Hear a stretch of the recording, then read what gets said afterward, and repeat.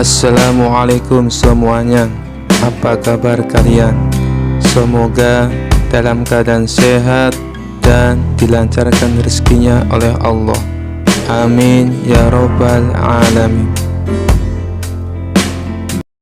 Dikisahkan suatu pagi yang tenang di Baghdad, datanglah seorang biksu dari negeri jauh bernama Biksu Lingling. Ia dikenal bijak dan punya keyakinan kuat tentang reinkarnasi, bahwa setelah mati, jiwa manusia akan lahir kembali menjadi makhluk lain. Ia mendatangi istana dan berkata kepada raja, "Tuanku, aku ingin berdebat dengan orang paling pintar di negeri ini tentang kehidupan setelah mati." Raja langsung tersenyum. Itu kerjaannya Abu Nawas. Abu Nawas pun dipanggil. Ia datang seperti biasa, pakai jubah lusuh, bawa tongkat dan sandal jepit sebelah beda warna. Biksu Lingling langsung menyapa, "Abu Nawas, aku percaya setelah mati, manusia akan lahir kembali. Mungkin jadi monyet, burung, atau bahkan batu. Kau percaya?" Abu Nawas manggut-manggut, lalu menjawab santai, "Oh, jadi nanti bisa reinkarnasi jadi batu. Wah, saya tahu banyak batu yang cocok jadi tetangga saya. Diem, tapi keras kepala." Semua yang hadir ketawa. Biksu tersenyum. "Jangan bercanda, ini serius. Reinkarnasi menjelaskan keadilan semesta. Kalau orang jahat sekarang, nanti lahir jadi nyamuk. Kalau orang baik, bisa lahir jadi pangeran." Abu Nawas tiba-tiba berdiri dan berkata, "Wahai biksu, kalau reinkarnasi itu nyata, kenapa kamu nggak pernah ingat jadi kodok sebelumnya?" Biksu terdiam, karena memori jiwa tak ikut lahir kembali. Abu Nawas tertawa, "Loh, kalau nggak bisa ingat, terus kita belajar dari mana? Dari kodok-kodok terdahulu?" Semua ketawa ngakak lagi, tapi Abu Nawas belum selesai. Abu Nawas lalu berkata, "Saya percaya hidup itu satu kali, tapi penuh kesempatan. Dan setelah mati bukan jadi ayam atau batu, tapi kita akan diadili. Dan ditanya, apa yang kamu lakukan selama hidup?" Biksu mulai serius mendengarkan. Abu Nawas melanjutkan, "Bayangkan kalau reinkarnasi itu nyata. Hari ini kamu jadi manusia, besok jadi kucing, minggu depan jadi semangka. Sampai kapan kau muter-muter kayak gasing?" Biksu tertawa. "Lalu bagaimana menurutmu kehidupan setelah mati?" Abu Nawas tersenyum dan berkata pelan, "Setelah mati, kita tidak dikocok ulang. Kita bertanggung jawab. Karena hidup bukan mainan, tapi ujian." Biksu terdiam lama, lalu bertanya pelan, "Abu Nawas, apakah aku masih bisa belajar jalan yang kamu tempuh?" Abu Nawas tersenyum lebih lebar. "Selama kamu belum reinkarnasi jadi batu, masih bisa." Beberapa minggu kemudian, terdengar kabar bahwa Biksu Lingling masuk Islam dan berganti nama menjadi Abdul Ling. Ia tetap suka duduk bersila, tapi sekarang sujudnya lebih sering. Dan orang-orang berkata, ternyata Abu Nawas bukan hanya lucu, tapi juga bikin hati tertarik untuk ikut sujud. Kisah selanjutnya. Dikisahkan suatu hari, istana Raja Harun al-Rasyid gempar. Permaisuri yang biasanya lembut dan anggun tiba-tiba berubah menjadi liar. Ia berteriak-teriak, tertawa sendiri, dan bahkan naik ke atas meja sambil mengacung-acungkan sendok seperti pedang. "Aku adalah setan penguasa istana. Semua orang harus takut padaku," teriaknya sambil menjulurkan lidah. Para pelayan ketakutan, dayang-dayang pingsan bergiliran, dan para prajurit bingung harus berbuat apa. Raja Harun al-Rasyid cemas luar biasa. Ia telah memanggil tabib, dukun, bahkan ustadz ternama. Tetapi tak satu pun yang berhasil menyembuhkan sang permaisuri. Akhirnya sebagai harapan terakhir, Raja memanggil Abu Nawas. "Wahai Abu Nawas, jika kau berhasil menyembuhkan permaisuri, aku akan memberimu hadiah besar. Tapi jika gagal, kepalamu bisa melayang." Abu Nawas mengelus jenggotnya dan tersenyum santai. "Tenang Baginda, saya punya cara ampuh untuk mengusir setan ini." Lalu ia mendekati permaisuri yang masih berguling-guling di lantai sambil tertawa-tawa. "Wahai setan, mengapa kau berani merasuki tubuh permaisuri?" Permaisuri yang kerasukan setan tiba-tiba tertawa seram. "Karena tubuhnya nyaman, istana ini mewah, makanannya enak, aku tidak mau pergi." Abu Nawas mengangguk-angguk. "Oh, jadi kau betah di sini?" "Tentu saja," jawab setan dalam tubuh permaisuri. Abu Nawas tersenyum lecek. "Baiklah kalau begitu, aku akan membuat tempat ini tidak nyaman untukmu." Lalu Abu Nawas berbisik ke telinga raja dan berkata, "Baginda, Tolong keluarkan perintah bahwa mulai hari ini semua makanan di istana hanya boleh berisi bawang putih dan jengkol. Raja yang kebingungan akhirnya mengumumkan, mulai sekarang semua makanan istana wajib menggunakan bawang putih dan jengkol sebagai bahan utama. Tidak lama setelah itu, dapur istana mulai berasap. Bau jengkol menyengat ke seluruh ruangan. Bahkan tikus-tikus di istana pun berbondong-bondong pergi mencari tempat yang lain. Permaisuri yang kerasukan tiba-tiba mencium aroma itu dan langsung bereaksi. Bau menyengat apa ini? Abu Nawas menekankan sepiring jengkol ke hidungnya. Oh, ini hanya makanan baru istana. Mau coba? Permaisuri langsung melompat ke udara. Badannya bergetar hebat. Tidak, aku keluar, aku keluar. Istana ini sudah tidak layak ditinggali. Dalam sekejap, permaisuri pingsan. Beberapa saat kemudian, ia bangun dengan wajah bingung. Kenapa aku ada di lantai? Dan bau apa ini? Raja terharu dan memeluk permaisuri. Kau sudah sembuh, permaisuriku. Raja pun menepati janjinya dan memberi Abu Nawas hadiah besar. Namun keesokan harinya, para pelayan, prajurit, dan semua penghuni istana mogok kerja gara-gara trauma dengan bau jengkol. Kisah selanjutnya. Dikisahkan suatu hari Abu Nawas merasa dirinya kurang ilmu dan ingin menjadi lebih sakti. Ia mendengar ada seorang pertapa tua yang konon memiliki kesaktian luar biasa. Abu Nawas pun pergi menemui sang pertapa di puncak gunung. Setelah perjalanan jauh dan melelahkan, akhirnya ia sampai di gubuk kecil tempat pertapa itu tinggal. Wahai guru, aku ingin belajar ilmu kesaktian, kata Abu Nawas penuh semangat. Sang pertapa mengelus jenggotnya dan tersenyum. Anak muda, belajar ilmu sakti itu butuh kesabaran dan pengorbanan. Apakah kau siap? Tentu guru, jawab Abu Nawas dengan penuh keyakinan. Sang pertapa pun berkata, baiklah, ada 3 ujian yang harus kau lalui sebelum aku mengajarkan ilmu kesaktianku. Sang pertapa membawa Abu Nawas ke sebuah batu besar dan berkata, jika kau ingin menjadi sakti, kau harus mengangkat batu ini. Abu Nawas berusaha mengangkatnya. Ia menarik nafas dalam-dalam dan mendorong dengan sekuat tenaga. Namun batu itu tidak bergerak sama sekali. Abu Nawas terjatuh ke tanah sambil menggap-menggap. Guru, ini mustahil. Batu ini terlalu berat. Sang pertapa tersenyum.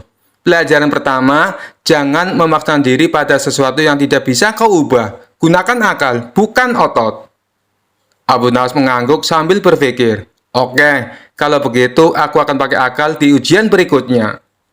Sang pertapa lalu berkata, sekarang kau harus bertapa di dalam hutan selama 1 malam tanpa makan dan tanpa minum.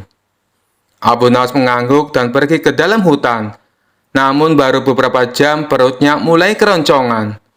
Saat itulah ia melihat ada seekor ayam lewat. Tanpa berpikir panjang, Abu Nawas menangkap ayam itu dan memasaknya. Aku memang tidak boleh makan di hutan, tapi siapa bilang aku tak boleh makan di dekat hutan, katanya sambil tersenyum licik. Keesokan harinya, ia kembali ke pertapa dengan wajah puas. Sang pertapa bertanya, apakah kau berhasil bertapa? Abu Nawas menjawab, tentu guru, aku tetap di dekat hutan dan berhasil bertahan. Sang pertapa tertawa dan berkata, pelajaran kedua, orang cerdik selalu mencari jalan keluar dalam situasi sulit. Abu Nawas mengangguk bangga. Aku siap untuk ujian terakhir, guru. Sang pertapa lalu berkata, sekarang ujian terakhir. Kau harus tetap tersenyum, meskipun aku memarahimu dan menghina dirimu. Abu Nawas mengangguk. Lalu sang pertapa mulai mencaci maki Abu Nawas.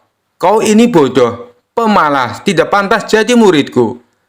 Abu Nawas tetap tersenyum. Sang pertapa semakin marah. Kau tidak punya otak, bahkan kucing lebih pintar darimu. Abu Nawas tetap tersenyum. Sang pertapa mulai curiga. Kenapa kau tetap tersenyum? Abu Nawas menjawab santai. Karena aku sudah belajar dari 2 ujian sebelumnya, guru.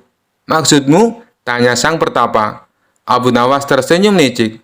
Aku tidak mau memaksakan diri seperti mangkat batu. Dan aku selalu mencari jalan keluar dalam situasi sulit.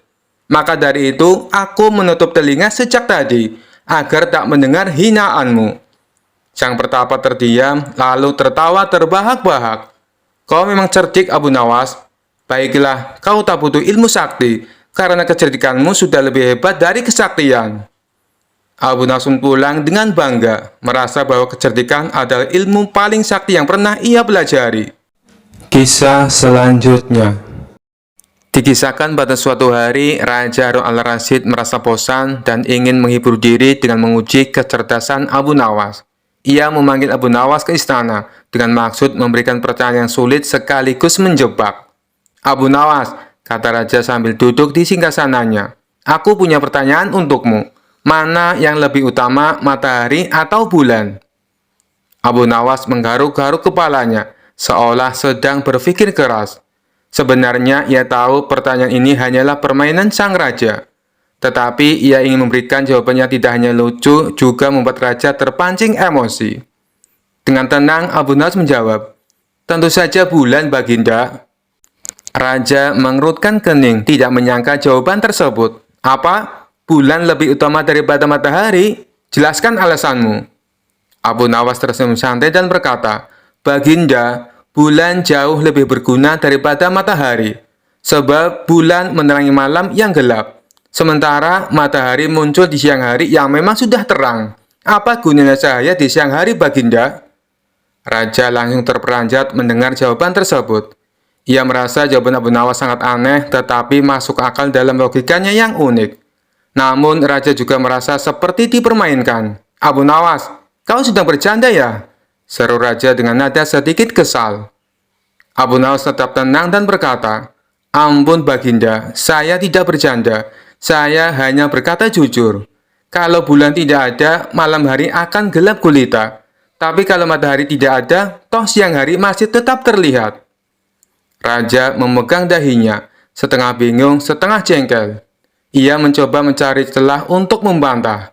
Tapi Abu Nawas, matahari adalah sumber kehidupan. Tumbuhan tumbuh karena matahari. Kalau matahari tidak ada, bagaimana kita hidup? Abu Nawas langsung menjawab dengan senyum lecek. Ampun Baginda, justru karena matahari begitu penting, kita tidak boleh mempersoalkannya. Ia terlalu agung untuk dibandingkan dengan bulan. Sebaliknya, bulan itu seperti teman kita. Datang hanya saat kita membutuhkan, yaitu di malam hari. Raja Harun menepuk dahinya keras-keras, lalu tertawa terbahak-bahak sambil berkata, Abu Nawas, jawabanmu sungguh licik dan penuh akal. Kau membuatku jengkel, tetapi aku tidak bisa menyangkal kecerdasanmu. Abu Nawas tersenyum lega. Ia tahu bahwa meskipun Raja sempat kesal, jawaban lucunya telah menyelamatkan hari itu dan membuat sang Raja terhibur. Seperti biasa, kecerdikan Abu Nawas membuat semua orang di istana terkagum-kagum. Kisah selanjutnya. Dikisahkan di sebuah kerajaan yang makmur, Raja Harun al-Rasyid mendapat kabar bahwa seorang biksu dari negeri jauh telah datang. Biksu itu terkenal sombong, selalu merasanya paling bijak, dan sering meremehkan agama lain termasuk Islam. Biksu itu berkata kepada rakyat, agama kalian penuh kekurangan. Islam terlalu sederhana untuk menjawab pertanyaan mendalam tentang hidup. Raja Harun al-Rasyid geram mendengar hal ini. Ia pun memanggil Abu Nawas ke istana. Abu Nawas, aku ingin kau mewakili Islam untuk berdebat dengan biksu ini. Tapi hati-hati, dia pandai memutar kata, perintah sang raja. Abu Nawas tersenyum santai, Baginda, percayakan saja pada hamba, sombong adalah kelemahan, bukan kekuatan. Aula istana dipenuhi oleh rakyat yang ingin menyaksikan debat tersebut. Sang biksu tampil dengan penuh percaya diri, mengenakan jubah mewahnya. Sementara Abu Nawas datang sederhana, hanya mengenakan pakaian biasa. Biksu memulai, hai Abu Nawas, aku dengar kau cerdas, tapi mari kita lihat, apa Islam bisa menjawab pertanyaanku? Jika Tuhan kalian Maha Kuasa, kenapa dia tidak membuat manusia tanpa dosa sejak awal? Abu Nawas menjawab dengan tenang, pertanyaannya bagus, tetapi jawaban itu ada dalam Islam. Tuhan menciptakan manusia dengan kebebasan memilih untuk membedakan mereka dari malaikat. Jika manusia tidak punya dosa, bagaimana mereka bisa belajar dan mendekat kepada Tuhan dengan tulus? Lagi pula, tidak ada makna kebaikan tanpa adanya pilihan. Biksu terdiam sejenak. Orang-orang di aula mulai berbisik, terkagum dengan jawaban Abu Nawas. Abu Nawas lalu berkata, "Sekarang giliran saya bertanya. Dalam keyakinan Anda, manusia bisa mencapai pencerahan dan menjadi dewa kecil, bukan? Kalau begitu, mengapa Anda masih membutuhkan tempat ibadah?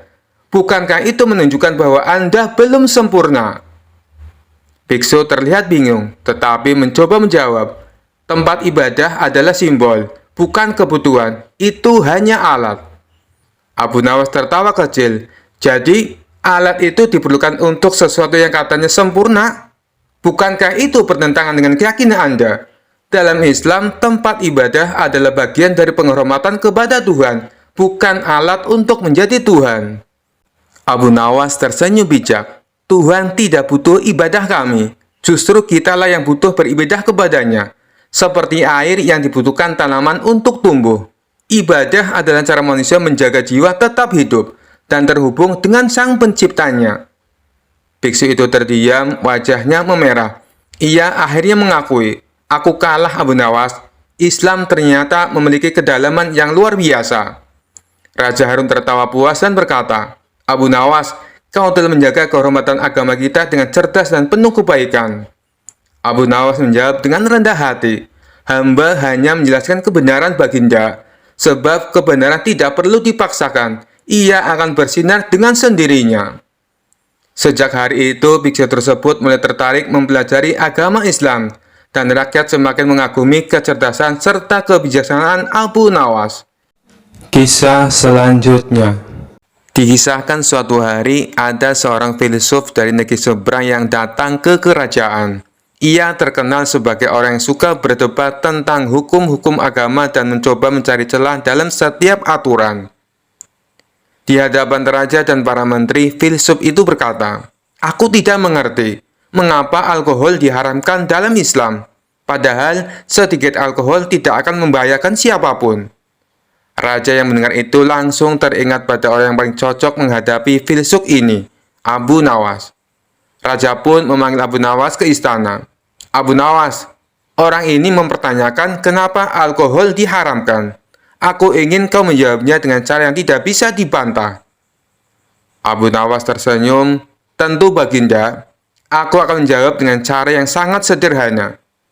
Abu Nawas menatap filsuf itu dan berkata, "Tuan, menurut Anda, apakah setetes alkohol akan membuat seseorang mabuk?" Filsuf itu tertawa kecil. "Tentu tidak. Setetes alkohol tidak akan membuat siapapun mabuk." "Baiklah," kata Abu Nawas. "Kalau begitu, bolehkah saya menampar Anda sedikit?" Filsuf terkejut. "Apa maksudmu?" "Saya hanya ingin menampar Anda sedikit. Bukan tamparan keras, hanya sentuhan ringan. Lagi pula, sedikit tamparan tidak akan menyakiti siapapun, bukan?" Filsuf mulai gelisah. "Tentu saja tidak boleh. Tamparan tetaplah tamparan. Sekecil apapun, itu menyakitkan dan tidak sopan." Abu Nawas tersenyum lebar. "Nah, begitulah dengan alkohol. Sedikit atau banyak tetap memiliki efek buruk. Jika kau mengizinkan sedikit, lama-lama kau akan terbiasa dan akhirnya mengambil lebih banyak hingga mabuk." Raja dan para menteri tertawa mendengar jawaban Abu Nawas. Filsuf itu masih belum menyerah. Tapi tetap saja, jika seseorang minum sedikit saja dan tetap sadar, di mana salahnya? Abu Nawas berpikir sebentar, lalu berkata, "Baik, aku akan menjawab dengan contoh lain. Katakanlah, seseorang memasukkan setetes kotoran ke dalam secangkir kopimu. Apakah kau masih mau meminumnya?" Filsuf itu langsung merasa jijik.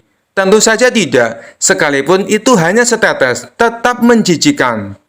Abu Nawas mengangguk. "Nah, begitu pula dengan alkohol. Walaupun hanya sedikit, itu tetap merusak.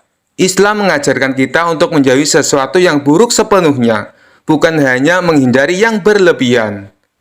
Filsuf terdiam. Ia mencoba mencari celah dalam logika Abu Nawas, tapi tidak menemukan apapun untuk dibantah. Akhirnya ia mengangguk dan berkata, "Baiklah, aku mengerti sekarang. Penjelasanmu sungguh masuk akal." Raja pun tertawa puas. "Abu Nawas, seperti biasa, kau telah memenangkan debat ini. Hadiah besar menantimu." Abu Nawas hanya tersenyum, sementara filsuf itu pergi dengan wajah tertunduk, kalah telak dalam berdebat. Kisah selanjutnya. Dikisahkan ada seorang bernama Ilham Alimuddin. Dia dulunya merupakan jenderal perang yang sangat terkenal, ahli siasat perang, jago negosiasi, dan juga kaya raya. Tapi karir berperangnya terhenti setelah mengalami kelumpuhan saat memimpin perang melawan Bizantium. Tidak berselang lama, anak istrinya juga ikut terbunuh. Ia pun akhirnya memilih untuk pensiun menjadi tentara. Sang jenderal ini hidup sendirian dengan kekayaannya yang berlimpah. Meskipun sudah tua dan menderita kelumpuhan, naluri menantang orang masih melekat dalam diri sang jenderal. Tapi kali ini bukan menantang adu kekuatan fisik, melainkan adu kekuatan pikiran. Tampaknya ia bukan hanya ingin dikenal sebagai jenderal perang, tetapi ia juga ingin dikenal sebagai tokoh paling cerdik dan pandai di kota Baghdad. Untuk itulah, dia tak segan-segan memberikan banyak hadiah bagi siapa saja yang bisa menjawab teka-tekinya. Sampai hari ini, sudah 100 orang yang lebih yang dia tantang. Namun tak satu pun dari mereka yang berhasil mengalahkannya. Total pertanyaan yang diajukan jenderal ada 3. Tapi yang unik dari permainan ini, apabila berhasil menjawab soal pertama dan kedua, tetapi gagal menjawab pertanyaan ketiga, maka semua hadiahnya menjadi gugur. Hal inilah yang membuat orang-orang kesal dengan sang jenderal. "Aku kesal dengan sang jenderal yang lumpuh itu," kata seseorang kepada kawannya. "Pertanyaan pertama dan kedua berhasil aku jawab dengan benar. Tapi pas pertanyaan ketiga, dia tanya, siapakah malaikat yang menyiksa manusia? Langsung saja aku jawab malaikat Malik. Dia bilang jawabanku itu katanya salah." "Loh, bukannya jawabanmu itu benar?" tanya kawannya heran. Kamu juga salah. Aku kira kamu pintar. Yang benar itu malaikat Zabaniyah. Malaikat-malaikat hanya penjaga neraka," timpal orang tersebut kepada kawannya. Suatu hari, datanglah seorang pemuda ke rumah sang jenderal. Pemuda ini sangat terkenal pandai dan cerdik di kotanya. Ia menerima tantangan sang jenderal untuk menjawab teka-tekinya. Namun seperti tamu-tamu yang lainnya, pemuda itu gagal mengalahkan sang jenderal. Karena kesal dan kecewa, pemuda itu pun berkata, "Wahai jenderal, apakah Tuan berani menantang Abu Nawas?" "Wah, ide bagus itu. Sampaikan kepada Abu Nawas, saya menantang dia." Maka pergilah pemuda itu ke rumah Abu Nawas dan menyampaikan tantangan tebal dari sang jenderal. Sementara sang jenderal menyiapkan materi yang lain dari biasanya. Bisa dibilang kali ini teka-tekinya sangat sulit dipecahkan. Itu karena mengingat reputasi Abu Nawas adalah pujangga yang cerdik dan mempunyai 1001 akal. Oleh karenanya, sang jenderal sangat berhati-hati dan tidak sembarangan dalam membuat pertanyaan. Esok harinya, datanglah Abu Nawas ke rumah sang jenderal. "Silakan masuk Abu Nawas," sambut sang jenderal kepada Abu Nawas. Ternyata sang jenderal telah menyiapkan hidangan untuk tamu istimewanya itu. Setelah selesai makan dan minum, sang jenderal tanpa basa-basi mengutarakan niatnya. "Begini Abu Nawas, saya ada 3 pertanyaan untuk kamu. Kalau kamu bisa menjawabnya, dan ini khusus untuk kamu, hadiahnya akan saya tambah 2 kali lipat. Bukan 100.000 dirham, tetapi 200.000 dirham." Abu Nawas langsung terperanjat dengan hadiah yang ditawarkan oleh sang jenderal. "Namun ada syaratnya Abu Nawas. Kalau kamu tidak bisa menjawab semua pertanyaanku, sebagai hukumannya, kamu harus berpidato di depan umum. Kalau aku adalah orang yang paling pintar di kota Baghdad," ucap sang jenderal kepada Abu Nawas. Tanpa menunggu lama, Abu Nawas langsung mengiyakan tawaran sang jenderal. "Baiklah Abu Nawas, sekarang kita mulai saja," sahut sang jenderal. "Tapi sebelumnya tutup matamu dengan kain ini, dan engkau harus menggendongku karena aku akan mengajakmu ke suatu tempat." Maka dengan mata tertutup kain, Abu Nawas menggendong sang jenderal. Kemudian, sang jenderal mengajak Abu Nawas ke tempat peternakan unta miliknya, di mana tempat itu tidak pernah dimasuki oleh orang lain. "Berhenti Abu Nawas," kata sang jenderal. "Pertanyaan pertama, katakan apa yang ada di hadapanmu," tanya sang jenderal. "Ini gila, mana mungkin saya tahu dengan keadaan mata tertutup," pikir Abu Nawas. Tapi dengan cekatan, Abu Nawas langsung menjawab, "Di depan saya ada peternakan unta, Tuan Jenderal." Sang jenderal pun kaget. Bagaimana mungkin Abu Nawas bisa tahu? Padahal peternakan untanya tidak pernah dimasuki oleh orang lain. Mereka pun lalu melanjutkan perjalanan. Sang jenderal tetap digendong oleh Abu Nawas. 1 jam kemudian, sang jenderal berkata, "Berhenti Abu Nawas. Sekarang katakan padaku, apa yang ada di hadapanmu?" Sejenak Abu Nawas berpikir. Ia pun lalu menjawabnya, "Di depan saya ada sungai. Di sekitarnya ada pohon tin dan pohon zaitun," jawab Abu Nawas. Sang jenderal kembali dibuatnya kaget. Bagaimana mungkin Abu Nawas bisa menjawabnya dengan tepat? Dia pasti mempunyai ilmu sihir, pikir sang jenderal. "2 pertanyaan sudah kamu jawab dengan benar," ujar sang jenderal. "Mari kita lanjutkan perjalanan untuk pertanyaan terakhir," ajak sang jenderal. Sang jenderal kemudian menuntun Abu Nawas melewati gurun, hingga sampailah mereka berdua ke tempat pelacuran yang terletak di tengah-tengah padang pasir. "Berhenti Abu Nawas. Sekarang katakan padaku, apa yang ada di hadapanmu?" tanya sang jenderal. Abu Nawas tidak langsung menjawab. Ia berkonsentrasi penuh. Kemudian pelan-pelan dia menjawab, "Di depan saya ada wanita telanjang, Tuan Jenderal." Sang jenderal pun kaget bukan main. Semua pertanyaannya bisa dijawab dengan tepat oleh Abu Nawas dengan mata tertutup. Sesuai kesepakatannya, akhirnya esok paginya sang jenderal menyerahkan hadiahnya di depan istana dan disaksikan oleh Baginda Raja dan masyarakat. Tapi sebelum memberikan hadiahnya, sang jenderal berpidato menceritakan pengalaman mereka berdua. "Wahai Abu Nawas, saya masih penasaran. Bagaimana kamu bisa menjawab semua pertanyaanku, sedangkan kedua matamu tertutup kain?" tanya sang jenderal. "Itu mudah saja, Tuan Jenderal," jawab Abu Nawas. "Ketika Tuan mengajukan pertanyaan pertama, kaki saya menginjak kotoran unta.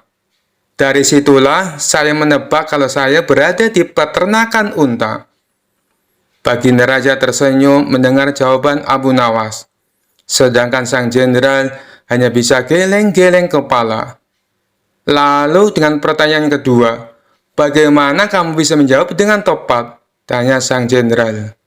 Abu Nawas kembali menjawab, "Meskipun mata saya tertutup, tapi telinga saya bisa mendengar adanya suara air mengalir dan burung puyuh yang berkicau.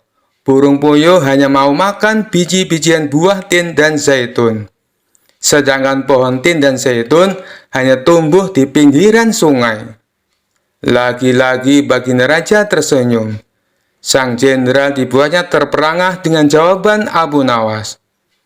"Baiklah, semua jawabanmu itu masuk akal. Tapi kenapa kamu juga bisa menebak dengan tepat atas pertanyaan yang ketiga?" tanya sang jenderal penasaran. Dengan entengnya Abu Nawas menjawab, "Itu sangat mudah sekali, Tuan.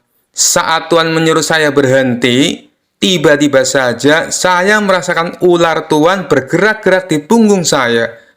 Nut-nutan Tuan Jenderal, jawab Abu Nawas sambil menahan tawa. Dari situlah saya bisa mengetahui kalau di depan saya ada wanita telanjang. Spontan saja Baginda Raja ikut tertawa terpingkal-pingkal mendengarnya. Sedangkan sang jenderal hanya bisa tersenyum kecut menahan rasa malu. Kisah selanjutnya. Kala itu kota Baghdad mendadak gempar oleh kehadiran orang asing. Persoalannya bukan pada orangnya, melainkan orang asing tersebut tidak mempercayai adanya Tuhan.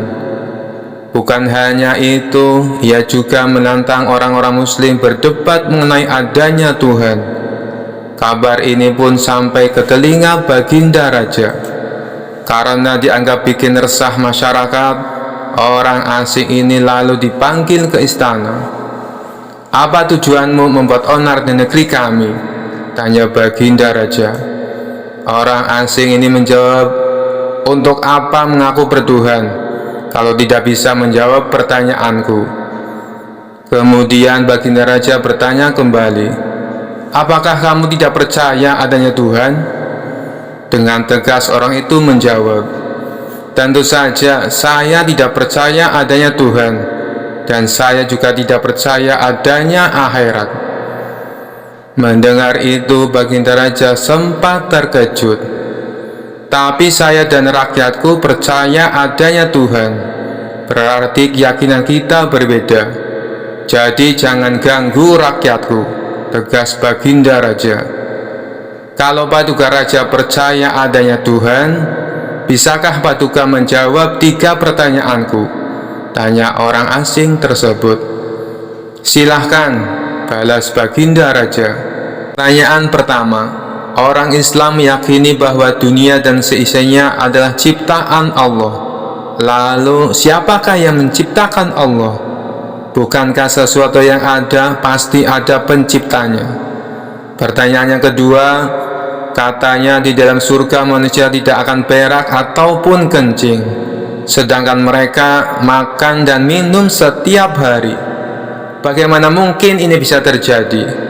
Padahal segala sesuatu yang akan dimasukkan pasti akan keluar, entah itu dengan bentuk yang lain.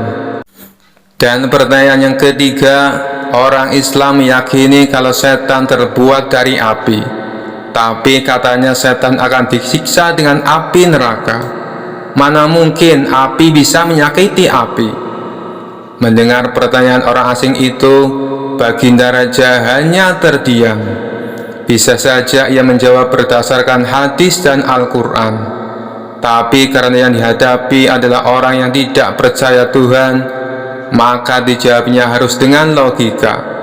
Kemudian salah satu menterinya membisikkan kepada Baginda Raja, Paduka, kalau soal beginian serahkan saja pada Abu Nawas. Dia pasti bisa mematahkan argumen orang asing itu. Baginda Raja menyetujui usulan menterinya. Maka dipanggillah Abu Nawas ke istana. Singkat cerita, Abu Nawas pun datang menghadap Baginda Raja. Ia lalu dipersilakan duduk di sampingnya. Ada apa Paduka? Kenapa tiba-tiba memanggil hamba? Tanya Abu Nawas. Begini Abu Nawas, orang asing ini tidak percaya adanya Tuhan, dan dia mengajukan 3 pertanyaan. Tapi jawabannya harus masuk akal, ujar Baginda Raja. Sekilas Abu Nawas menatap orang asing tersebut. Oh, ini orangnya yang bikin gempar kota Baghdad, pikir Abu Nawas. Abu Nawas lalu menghampiri orang asing itu dan duduk tepat di hadapannya. Silahkan, apa yang ingin kau tanyakan? Ucap Abu Nawas dengan penuh percaya diri. Orang asing tersebut memulai pertanyaannya. Anda sebagai orang muslim tentu percaya bahwa segala sesuatu, baik yang terlihat maupun yang tidak terlihat, pasti ada yang menciptakan. Iya, tentu saja, saya percaya, jawab Abu Nawas. Sekarang saya mau bertanya, "Siapakah yang menciptakan alam semesta dan seisinya?" tanya orang asing itu. "Yang menciptakan alam semesta dan seisinya adalah Allah, Tuhan saya," jawab Abu Nawas. "Oh, baiklah. Lalu siapakah yang menciptakan Allah? Bukankah tadi Anda mengakui bahwa segala sesuatu, baik yang terlihat maupun tidak terlihat, pasti ada yang menciptakan?" tanya orang asing itu kembali. Sejenak Abu Nawas terdiam. Ia pun lalu berkata, "Anda pasti tahu kalau kami selaku orang Islam mengakui hanya ada satu Tuhan. Kita istilahkan saja Tuhan dengan angka 1. Sekarang gantian aku yang bertanya. Angka 3 berasal dari angka berapa?" tanya Abu Nawas. "Angka 3 berasal dari angka 2 ditambah 1, jawab orang asing tersebut. "Tepat sekali. Kalau angka 2 berasal dari angka berapa?" tanya Abu Nawas kembali. "Angka 2 berasal dari angka 1 ditambah 1, jawab orang asing itu. "Benar sekali. Sekarang kalau angka 1 itu sendiri berasal dari angka berapa?" tanya Abu Nawas. Orang itu kaget dengan pertanyaan tersebut. Ia hanya terdiam tak bisa menjawabnya. Kemudian Abu Nawas berkata kembali, "Pada intinya semua angka pasti ada awalnya. Entah itu angka 5, angka 4, ataupun angka 10. Dan angka-angka tersebut diibaratkan alam semesta ciptaan Allah. Apabila kamu bertanya siapa yang menciptakan Allah, sama halnya saya bertanya dari mana angka 1 itu ada. Kamu pasti tidak akan bisa menjawabnya," jelas Abu Nawas. Orang itu pun langsung terdiam merenungi kata-kata Abu Nawas. "Untuk jawabanmu atas pertanyaanku yang pertama masuk akal juga. Sekarang pertanyaan yang kedua. Kalian sebagai muslim pasti meyakini kelak hidup di surga tidak akan berak dan kencing. Padahal di sana kalian makan dan minum setiap hari. Mana mungkin itu bisa terjadi? Jelaskan padaku," tanya orang asing tersebut. "Baik, akan saya jelaskan. Selama kamu dalam kandungan rahim ibumu, tentunya kamu makan dan minum, bukan? Karena menurut ilmu medis, seorang janin memakan sesuatu yang dimakan ibunya. Lalu ketika kamu dalam kandungan ibumu selama 9 bulan, apakah kamu pernah berak ataupun kencing?" Untuk kedua kalinya pertanyaan orang asing itu bisa dijawab dengan mudah oleh Abu Nawas.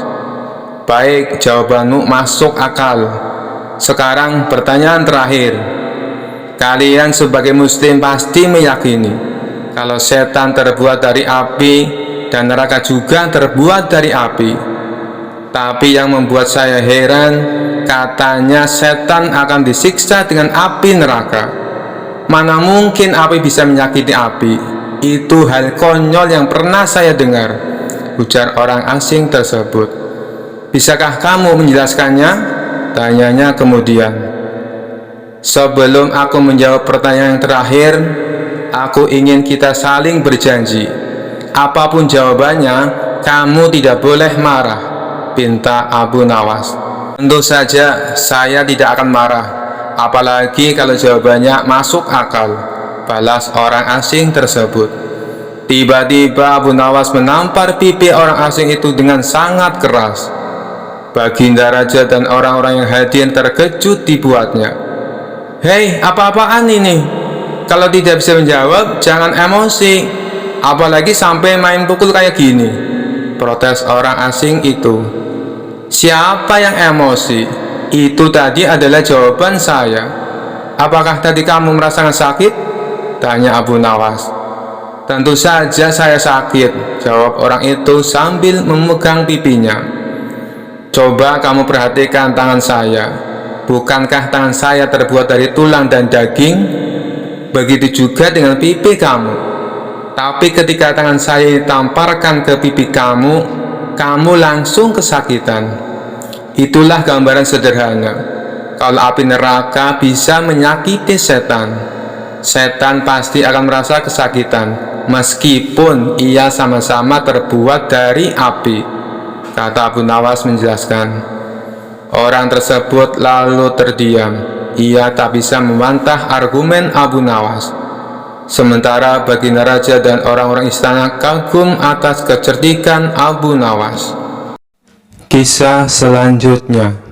Suatu hari Baginda Raja dilanda masalah yang membuatnya tidak bisa tidur.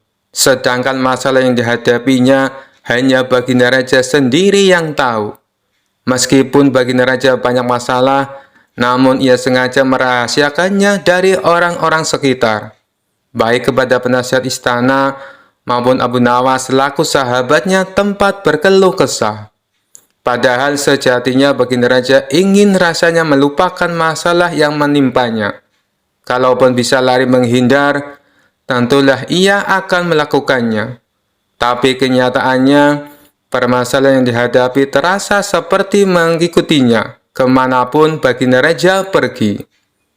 Sejak saat itu, Baginda Raja sering terlihat melamun seorang diri. Kemudian penasihat istana mendekati Baginda Raja.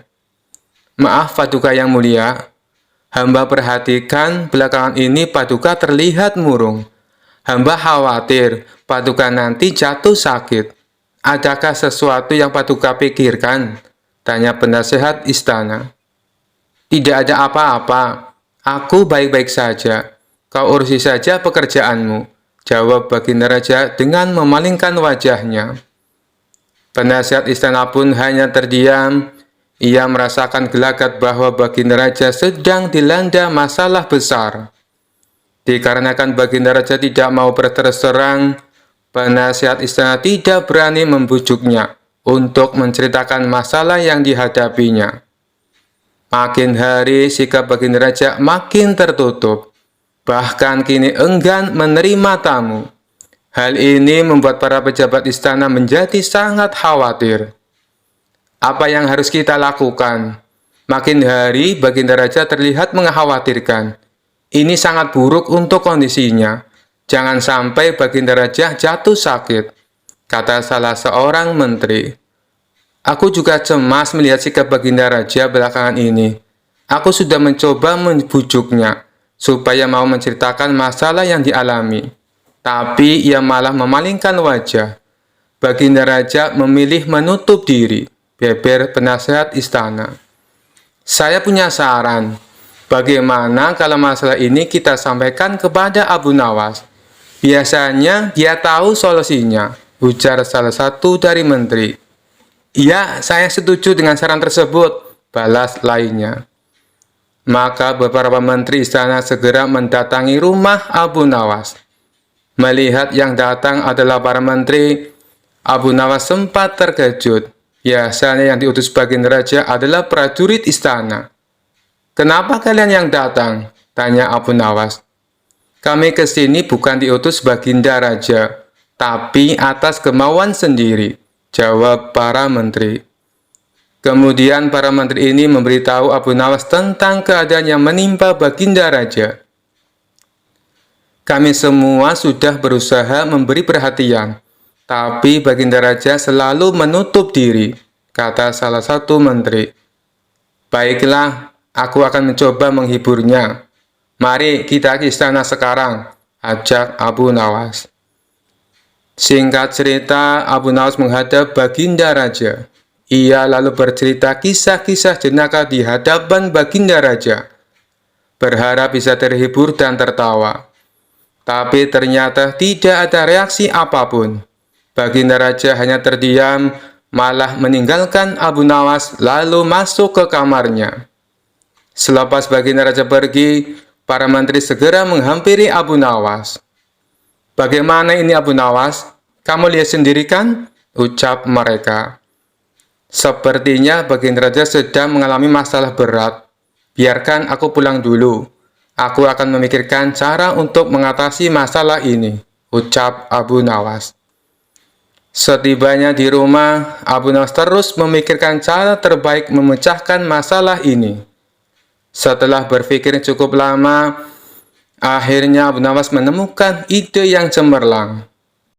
Esok harinya Abu Nawas pergi ke pasar. Di hadapan orang-orang, Abu Nawas berteriak, "Apakah di antara kalian ada yang bisa memasukkan unta ke lubang jarum?" Mendengar pertanyaan Abu Nawas, semua orang yang ada di sana heran. Salah satu dari mereka lalu menjawab, "Mana mungkin bisa, itu perkara yang mustahil." Dengan lantang Abu Nawas membalas, "Tidak ada perkara yang mustahil. Jangankan aku, anak kecil pun bisa." "Kalau kau mau bisa, coba tunjukkan kepada kami," pinta mereka. "Maaf kawan-kawan, sayangnya aku hanya bisa membuktikannya bila di hadapan Baginda Raja," jawab Abu Nawas.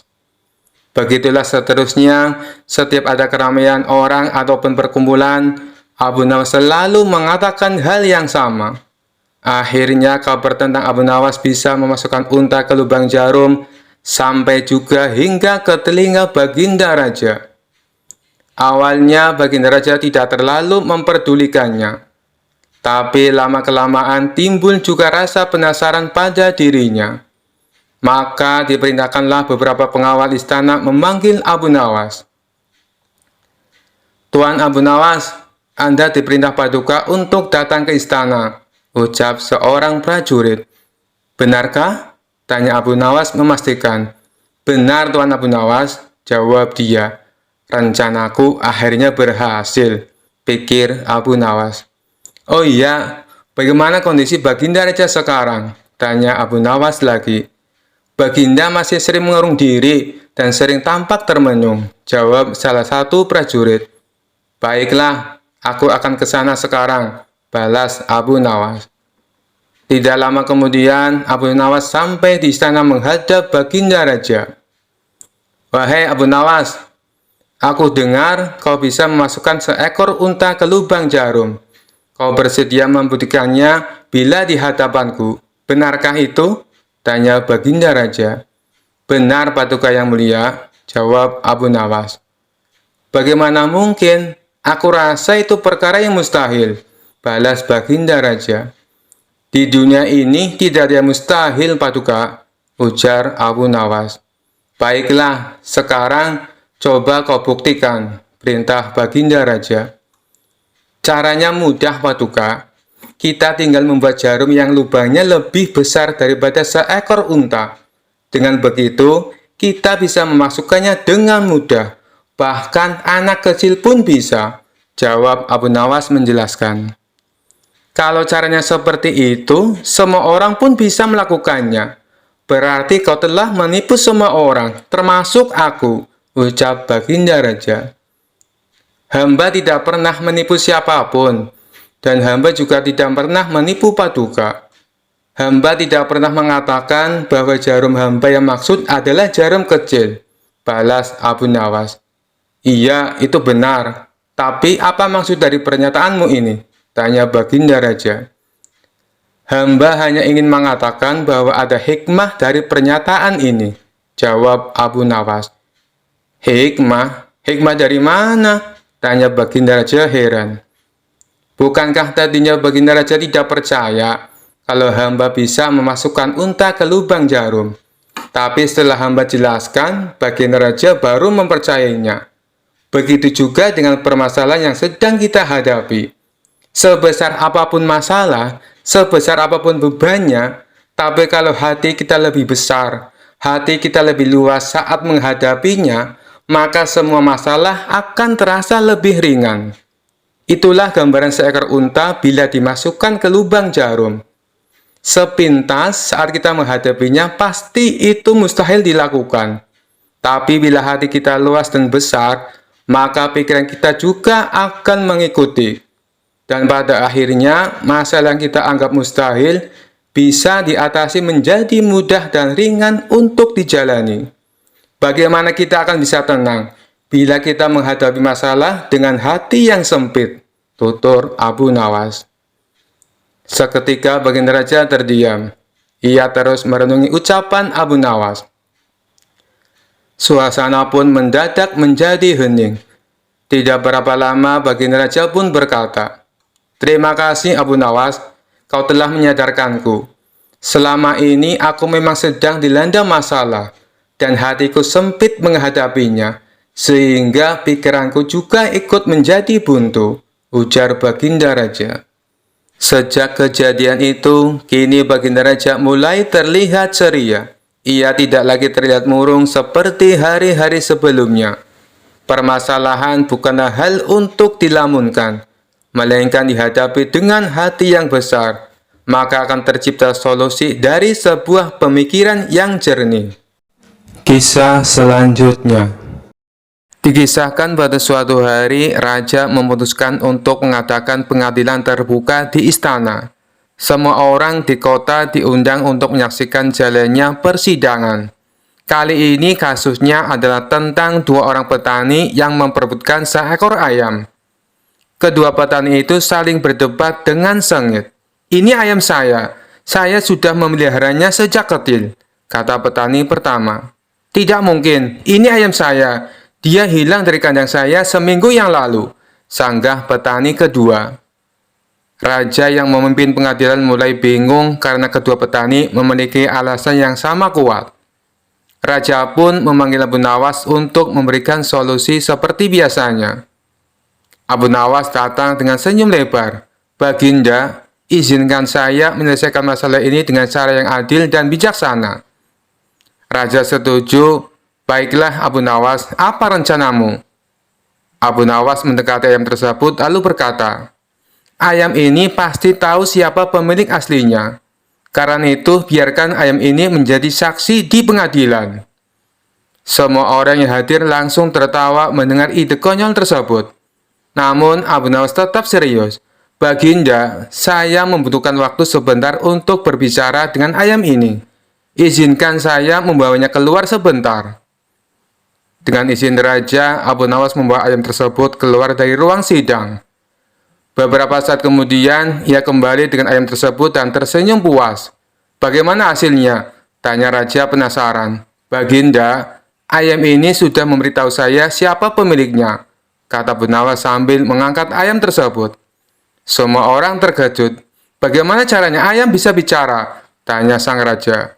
"Baginda, ayam ini tidak berbicara dengan kata-kata, tapi dengan caranya sendiri," jawab Abu Nawas.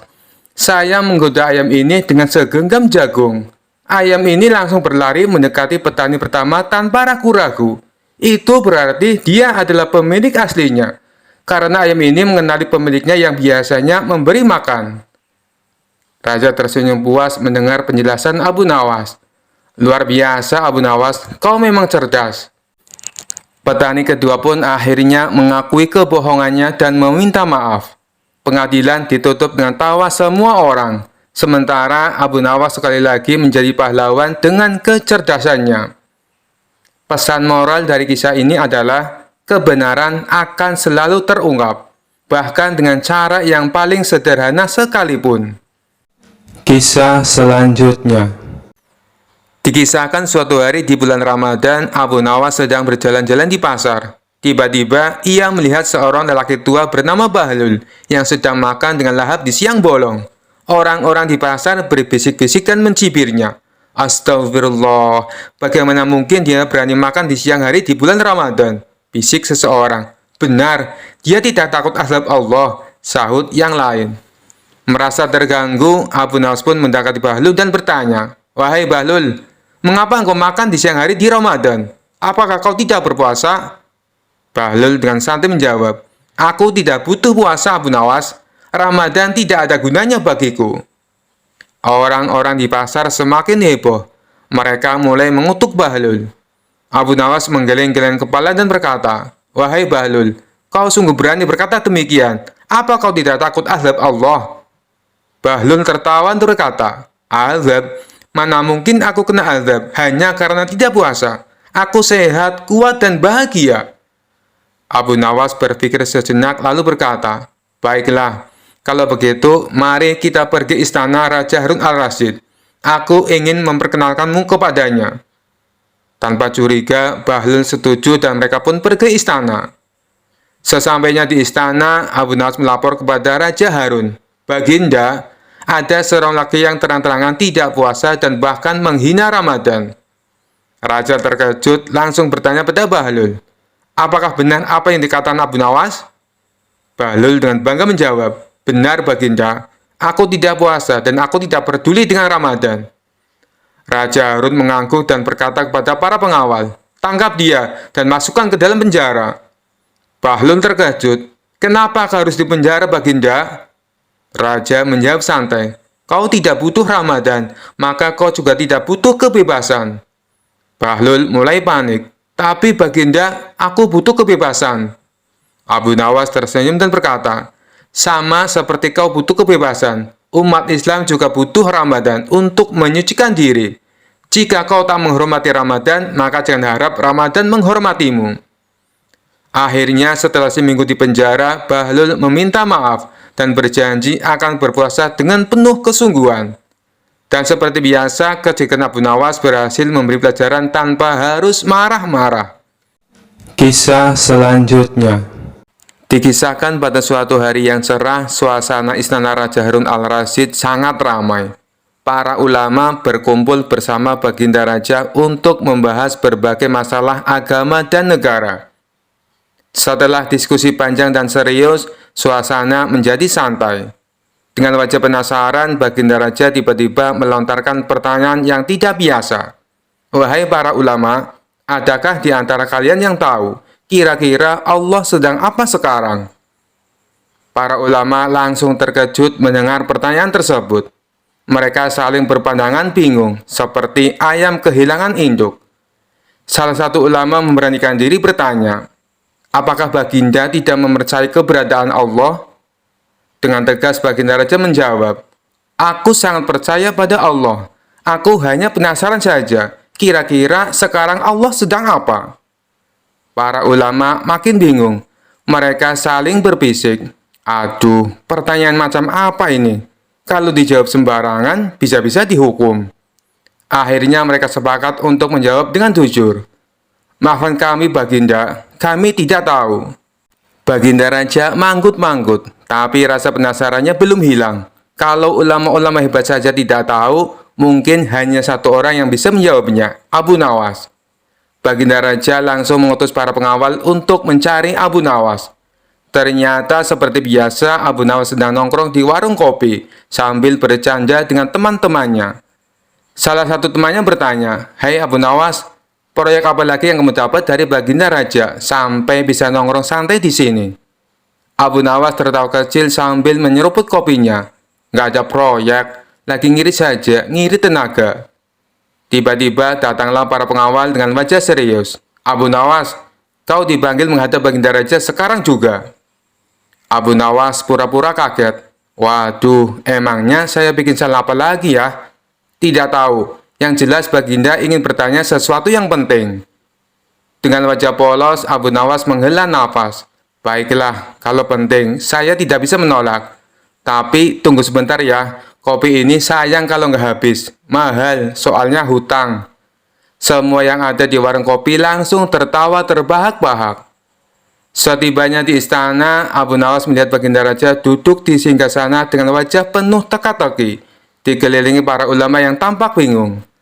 Setelah memberi salam dengan hormat, Abu Nawas dipersilakan duduk. Tanpa basa-basi, Baginda Raja bertanya, "Abu Nawas, para ulama di sini tidak bisa menjawab pertanyaanku. Apakah kau bisa?" Abu Nawas mengangguk santai. "Coba hamba dengar dulu Baginda." Baginda Raja dengan serius bertanya, "Menurutmu, kira-kira Allah sedang apa sekarang?" Mendengar pertanyaan itu, Abu Nawas menggaruk kepalanya yang sebenarnya tidak gatal. Lalu dengan senyum licik ia menjawab, "Hamba bisa menjawab pertanyaan Baginda, tapi ada syaratnya." "Apa syaratnya?" tanya Baginda dengan penasaran. "Hamba harus duduk di singgasana Baginda, dan Baginda duduk di bawah bersama para ulama." Para ulama langsung terkejut. Waduh, berani-beraninya dia minta begitu. Mau cari mati ya? Baginda Raja terdiam sejenak. Tapi rasa penasarannya lebih besar daripada gengsinya. "Baiklah, aku setuju." Abu Nawas dengan anggun dan agak kegeeran duduk di singgasana Baginda Raja. Sambil menempuk-tempuk sandaran kursi yang empuk, ia berkata dengan lantang, "Baik, sekarang dengarkan jawabanku. Saat ini Allah sedang melakukan sesuatu yang sangat luar biasa." Semua orang menahan nafas. Para ulama membuka telinga lebar-lebar. Baginda Raja menatap tajam, penasaran setengah mati. Allah sedang mengangkat Abu Nawas menjadi raja, dan Harun al-Rasyid menjadi rakyat biasa. Seluruh ruangan mendadak sunyi. Lalu Baginda Raja tertawa terbahak-bahak sambil memegangi perutnya. Para ulama juga tertawa sambil geleng-geleng kepala. Dengan wajah polos, Abu Nawas berdiri dari singgasana dan berkata, "Lihatlah Baginda, Allah Maha Kuasa mengatur segalanya. Dalam sekejap, kedudukan bisa dibolak-balik." Baginda Raja masih tertawa sambil menyeka air matanya. "Kau benar-benar cerdik, Abu Nawas. Bahkan pertanyaan tersulit pun bisa kau jawab dengan cerdas dan sangat kocak." Baginda melanjutkan, "Aku tidak marah, malah sangat terhibur. Kau memang pantas mendapat hadiah atas kecerdasanmu." Abu Nawas tersenyum lebar. "Terima kasih Baginda. Kalau boleh tahu, hadiahnya bisa dicarikan sekarang kan? Soalnya hutang kopi saya belum lunas." Sekian dulu perjumpaan kita kali ini. Sampai bertemu lagi di kisah-kisah selanjutnya. Terima kasih yang sudah subscribe dan setia menonton channel ini. Wassalamualaikum warahmatullahi wabarakatuh.